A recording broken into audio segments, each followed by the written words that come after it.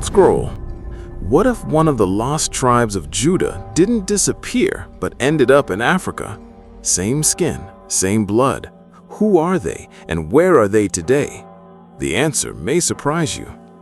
This history starts far away from where most people expect. It doesn't start in Europe. It doesn't start in the Middle East the way you were taught in school. It starts on the ground, in the dust, in the villages of Africa, where old men still sing songs their grandfathers sang, songs about a place called Judah and a people who walked south with nothing but memory and blood ties holding them together. For a long time, the story of Israel's lost tribes was told as if it only belonged to one part of the world.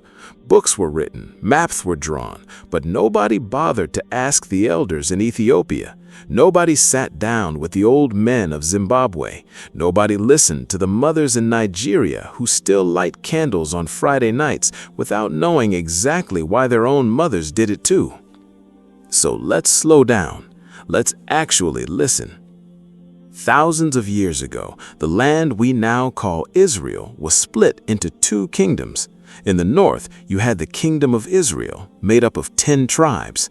In the south, you had the Kingdom of Judah, home to the tribe of Judah and the tribe of Benjamin, along with some Levites who served in the temple. This split wasn't small. It was a real divide, with different kings, different capitals, and different fates waiting for each side. The northern kingdom fell first. A powerful empire came in from the east and crushed it, scattering its people across foreign lands. That's where the phrase "lost tribes" usually comes from. The 10 tribes of the north who were taken from their homes and never fully accounted for again. Some settled where they were placed, others, according to old traditions passed down for generations, kept moving. They didn't stop at the border of the empire that conquered them. Some kept walking, generation after generation, deeper into unfamiliar land until unfamiliar land became home. But this story we're telling today isn't just about the 10 northern tribes. It's about Judah, the southern kingdom, the one that held on a little longer, the one whose people carried the name that would later be shortened into a word the whole world knows: Jew. Judah fell later, conquered by a different empire, and its people were taken into exile too. Some came back home after their exile ended, but not everyone returned. Movement doesn't stop just because a story gets written down. People kept traveling, trading, marrying into new communities, settling in places far from where the storybooks stopped paying attention. And that's where Africa comes in. Long before European explorers ever set foot on African soil, there were already trade routes stretching from the Red Sea down through the highlands of what is now Ethiopia, along the coast of East Africa and inland toward the interior. Merchants moved goods like gold, ivory, and spices. But merchants don't just carry goods, they carry stories, they carry customs, they carry faith. And sometimes they carry entire communities who decide not to go back home. Let's take a moment here before we go further to really picture what that ancient world looked like. Judah wasn't some small, forgotten patch of dirt. It sat at a crossroads. Caravans moving between Egypt and Mesopotamia had to pass close by. Ships moved along the Red Sea coast, connecting Arabia to Africa.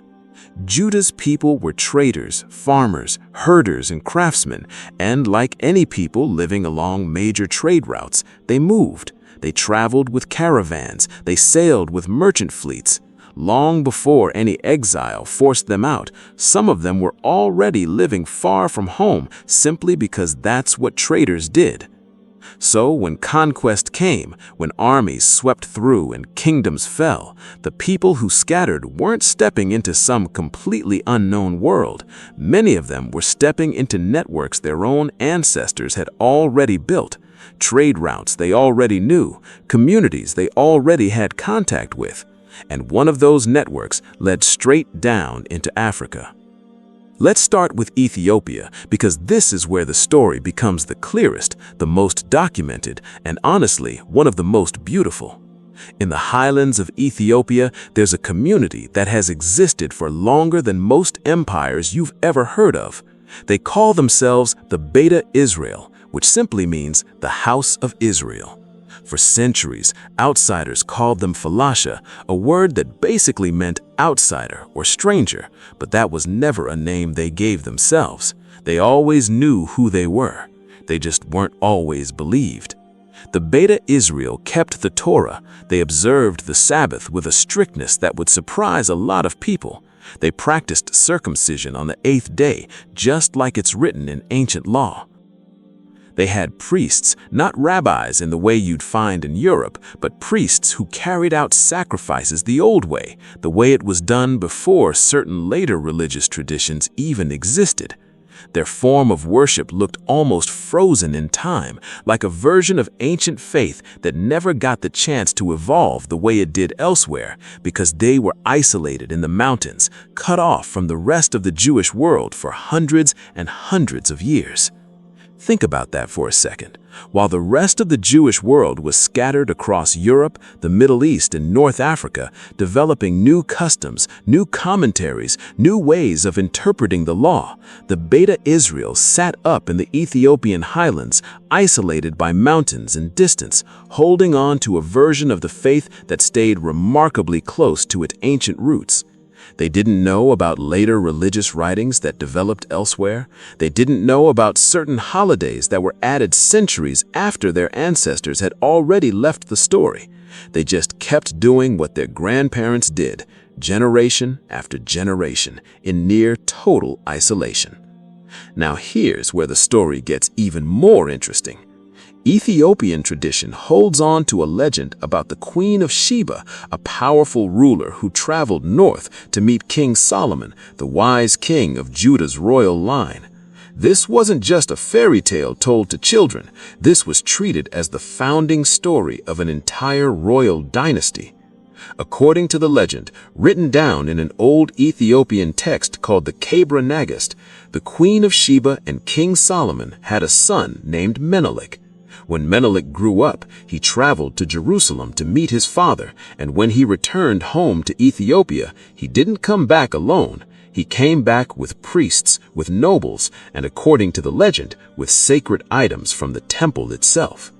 For centuries, Ethiopian emperors traced their bloodline directly back to this union, all the way up until the 20th century. That's not a small detail. An entire nation built part of its royal identity around this connection to ancient Judah. Now we have to be honest here. Historians debate how much of that legend is literal history and how much of it is symbolic storytelling meant to connect Ethiopian royalty to a powerful and respected lineage. But here's the thing that can't be ignored. Whether or not every detail of that legend happened exactly as written, the Beta Israel community's actual religious practices, their laws, their calendar, and their customs point to something real, something ancient, something connected. For centuries, they lived quietly in their villages, farming the land, working as blacksmiths and potters, holding on to their identity while the world outside barely knew they existed. Local neighbors sometimes called them names that meant iron workers, because in a land where working with metal was viewed with suspicion by some surrounding communities, the Beta Israel's skill with iron and craftsmanship set them apart even further, adding to a sense of separateness that had already existed for centuries because of their faith. They faced hardship, they faced periods of persecution, they faced famine, and yet, generation after generation, they kept the Sabbath, they kept their dietary laws, they kept circumcision on the 8th day, they kept their priesthood alive. Then, in the 20th century, the wider Jewish world finally recognized them, and in a series of dramatic rescue operations, thousands of Beta Israel were airlifted out of Ethiopia during times of famine and political unrest, brought to Israel to reunite with a homeland their ancestors had been separated from for centuries. Entire villages boarded planes for the very first time in their lives, carrying only what they could hold, walking off those planes onto soil their oral tradition had told them about for generations, but none of them had ever personally seen. Take a breath with me here, because that's already a heavy story. A community that held on to its identity in isolation for that long, never losing itself, never forgetting who they were, even when nobody outside believed them. But Ethiopia isn't the only chapter in this story. Let's travel south now, down through the continent, past the equator, into southern Africa to a group of people called the Lemba. The Lemba live mostly in parts of South Africa and Zimbabwe. For generations, their neighbors noticed something different about them. They didn't eat pork. They slaughtered animals a specific way, draining the blood before eating the meat. They practiced circumcision. They avoided marrying outside their own community. They had strict purification rituals. And most strikingly, they had an oral tradition passed down through storytelling for generations that said their ancestors came from a place far to the north, a place called Senna, and that their forefathers were Jewish men who traveled by boat and eventually settled deep in the African interior.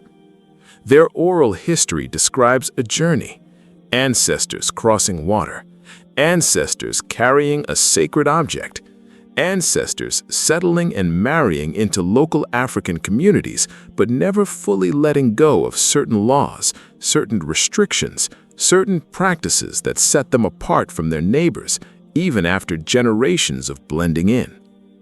For a long time, outsiders treated this as folklore, an interesting story, but nothing more.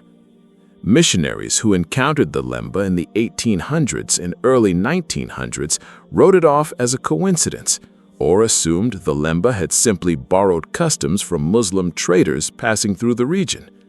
Then, scientists got involved. In the late 1990s and early 2000s, researchers studied the Y chromosome DNA of Lemba men. What they found stunned a lot of people. A significant portion of Lemba men, especially those from a specific priestly clan within the Lemba community called the Buba, carried a genetic marker known as the Cohen modal haplotype.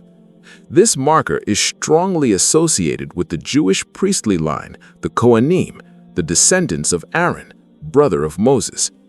The presence of this marker in Lemba men wasn't something you'd expect to find by accident. It matched what the Lemba had been saying about themselves the whole time, long before anyone had the technology to prove it. Sit with that for a second.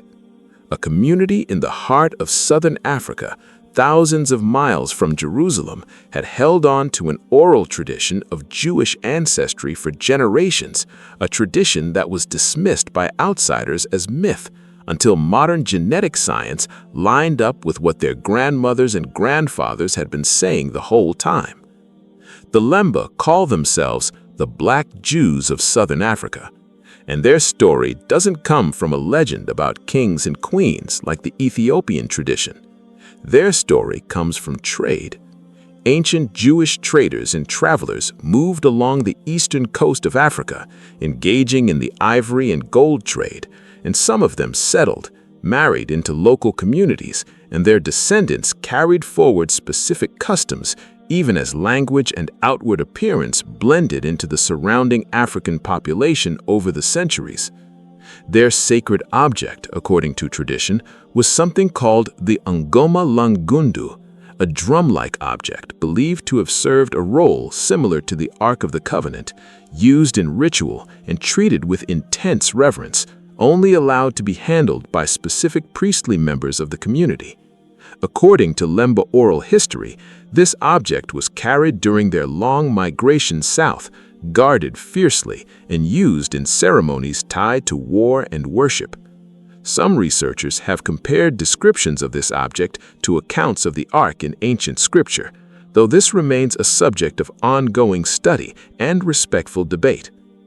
There's also something worth mentioning about the region the Lemba eventually settled in. Zimbabwe is home to the ruins of Great Zimbabwe, a massive stone complex built by African hands, showing incredible skill in architecture and engineering.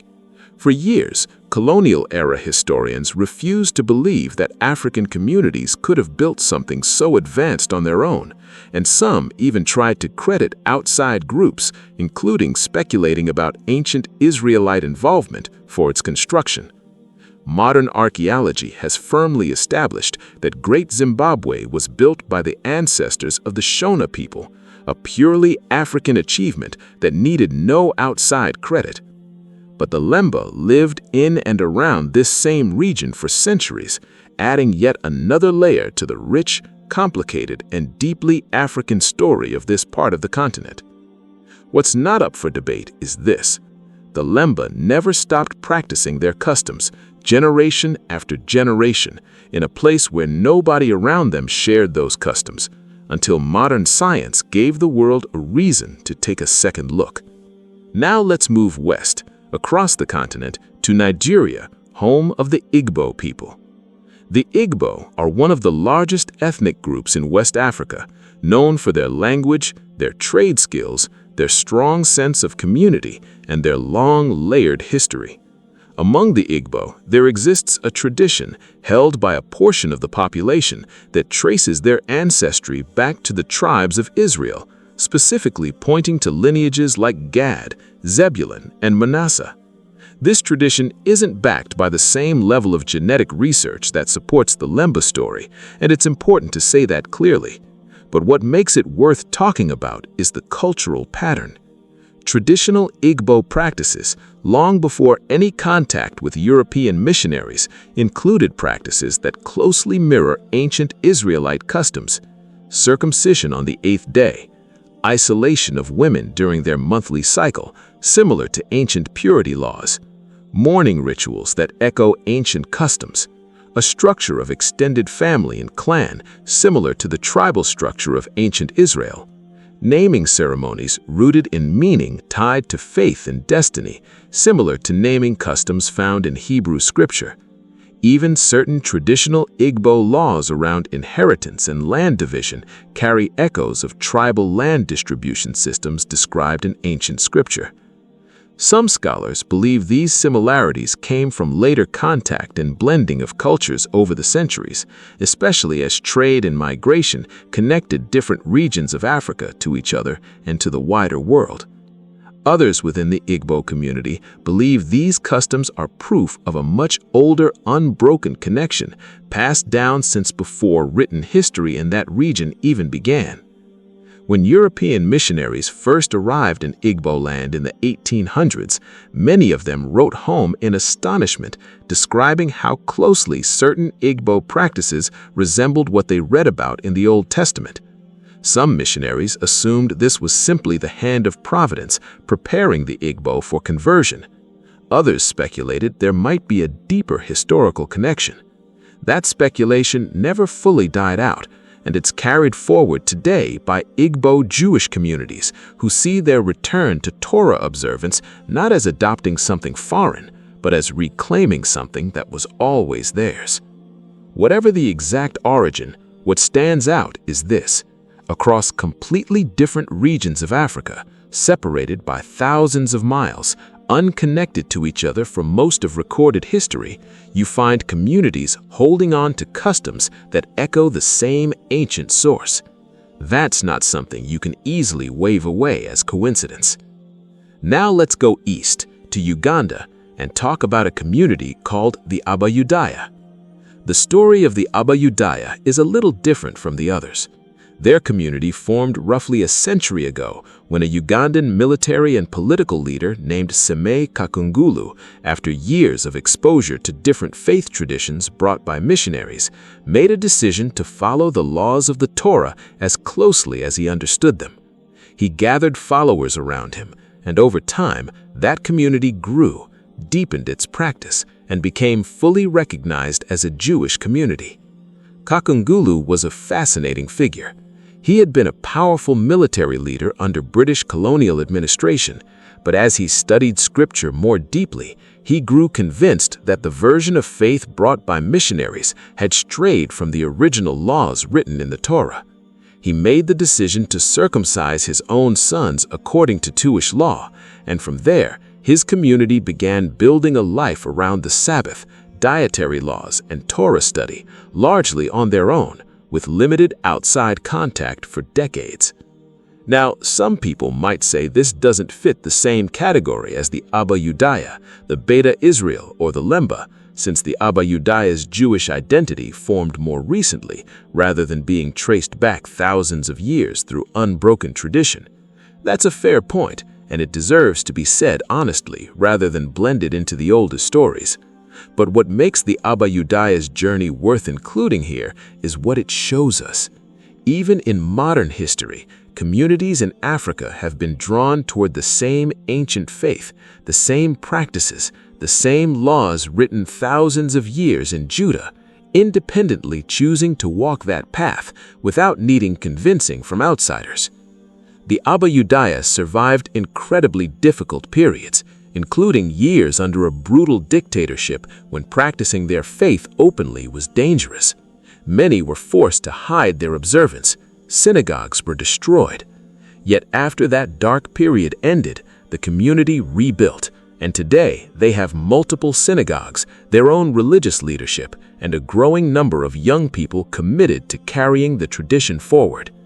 It shows that this connection between Africa and ancient Israel isn't a one-time historical accident. It's a pattern that keeps showing up again and again across different centuries, different regions, and different circumstances. Now let's talk about a chapter that doesn't get nearly enough attention: the Jewish communities that existed across North and West Africa for centuries, communities whose descendants moved south and blended into the wider African population over time. Long before the trans-Saharan trade routes connected West Africa to the Mediterranean world, Jewish traders were already moving along those same paths, from North Africa down into the Sahara and eventually into the trading cities of the Sahel, cities like Timbuktu and Gao. Historical records and oral tradition both point to Jewish merchant families who settled in these trading hubs, some converting local populations, others marrying into them, their descendants gradually blending into the wider Muslim and traditional African populations of the region over the following centuries. Some historians point to certain clans and family names in parts of Mali, Senegal, and surrounding regions that carry oral traditions of Jewish ancestral origin connected to these old trans-Saharan trade networks. The evidence here is thinner than what we have for the Lemba, and much of it is harder to verify with the same scientific tools, but it fits the larger pattern we keep seeing across this continent. Trade brought people. People carried faith. Faith left fingerprints, even after the outward religious identity faded or transformed over the centuries. Let's step back for a moment and talk about how this even makes sense geographically, because that part often gets skipped. Africa and the ancient Near East were never as separated as modern maps make them feel. The Red Sea is a narrow body of water, easily crossed by boat, especially by people who were already skilled sailors and traders. Trade routes connected the ancient kingdom of Judah through Egypt, along the Nile, and further south into what's now Sudan and Ethiopia. Separate trade routes moved along the eastern coast of Africa, connecting merchants from Arabia and the Middle East to communities as far south as modern-day Mozambique and Zimbabwe. This wasn't rare contact. This was regular, sustained movement of people, goods, and ideas happening over centuries.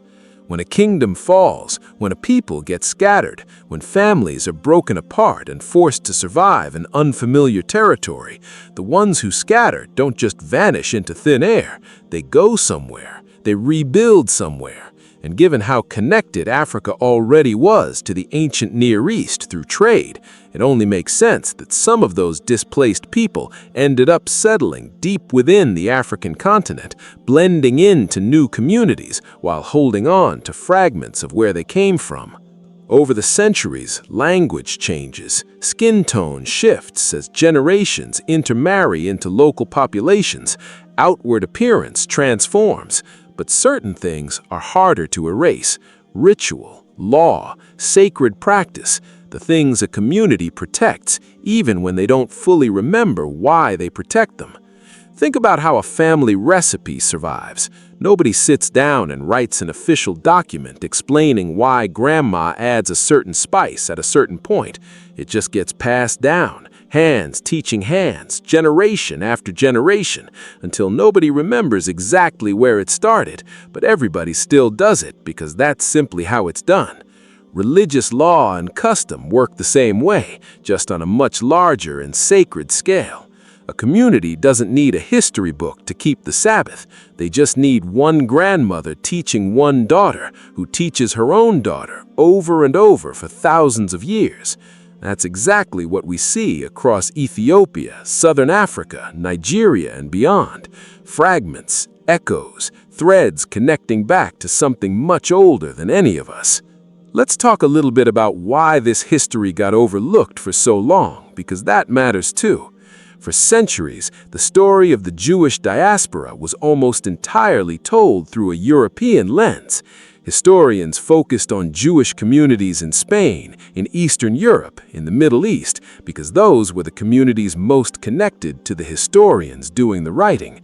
African Jewish communities existed largely outside of that written record, preserved instead through oral tradition, through customs passed down without paper, without formal documentation the way European institutions expected. And when European explorers and colonizers did encounter these African communities practicing customs that looked strikingly similar to ancient Israelite law, many of them simply refused to believe it. It didn't fit the narrative they had already decided on.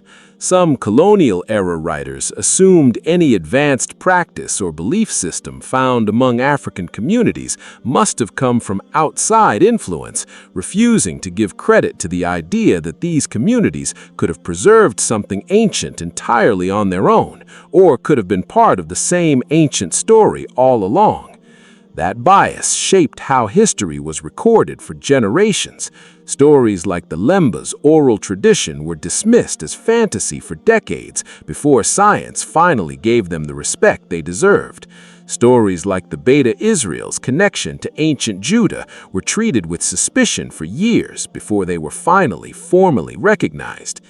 This isn't just an ancient history story, it's also a story about how history itself gets written and who gets left out of the pages simply because the people writing those pages weren't willing to look closely enough or listen carefully enough to communities that didn't fit their expectations.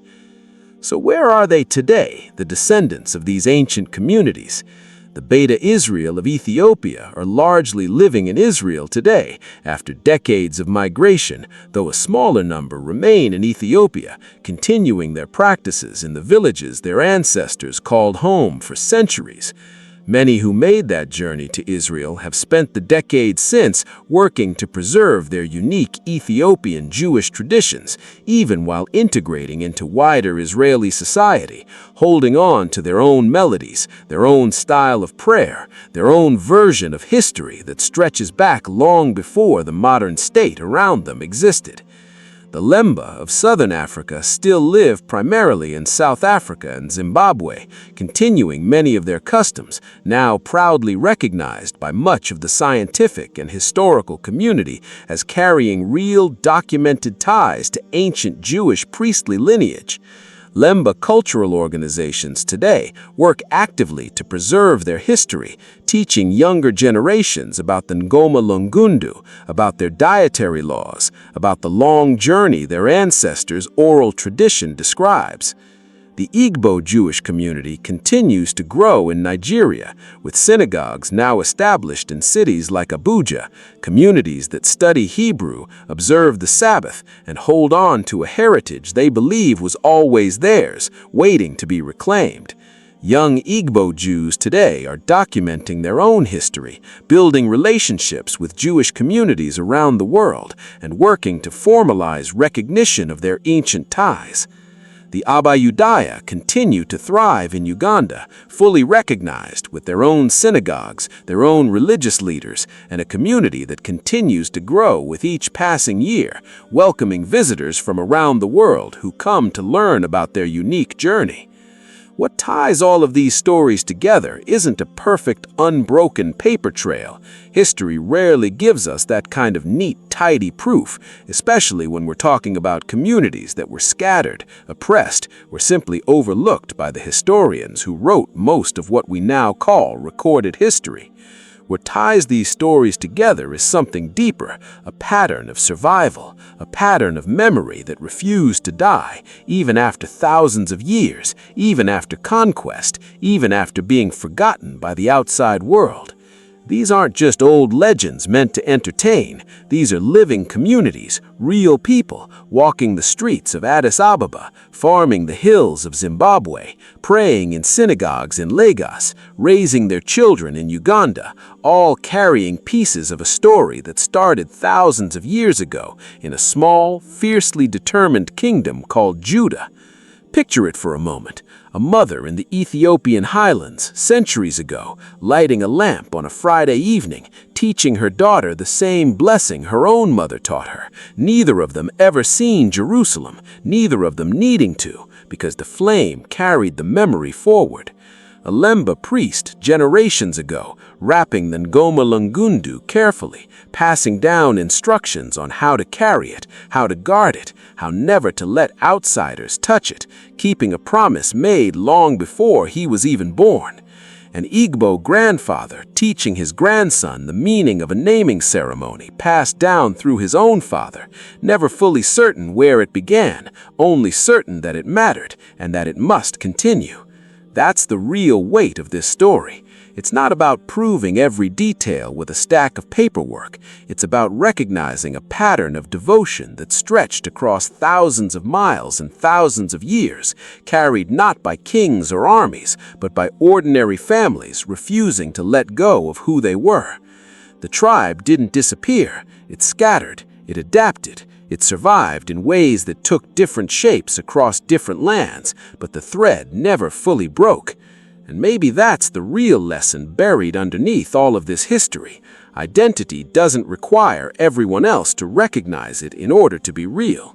These communities held on to who they were for thousands of years, in silence, in isolation, without applause, without recognition, simply because it was the truth passed down to them. And truth like that has a way of surviving, even when the whole world isn't paying attention. So the next time someone tells you the lost tribe simply vanished into history, you can tell them the real story. They didn't vanish. They walked. They settled. They adapted. And today, their descendants are still here in Africa, carrying pieces of Judah in their blood, in their customs, and in the songs their grandmothers still hum, without always knowing exactly where the tune first came from. If this story moved you the way it moved me while putting it together, do me a favor. Hit that subscribe button, because there are so many more stories like this one waiting to be told. Stories that history books left out. Stories about who we really are and where we really come from. Subscribe, stay close, and I'll see you in the next one. And that pattern is really the heartbeat of this entire story. It's not one single clean migration from Jerusalem straight down into Africa. It's many smaller movements, many different routes, many different centuries, all converging on the same continent, all leaving behind communities who, in their own ways, held on to pieces of something ancient.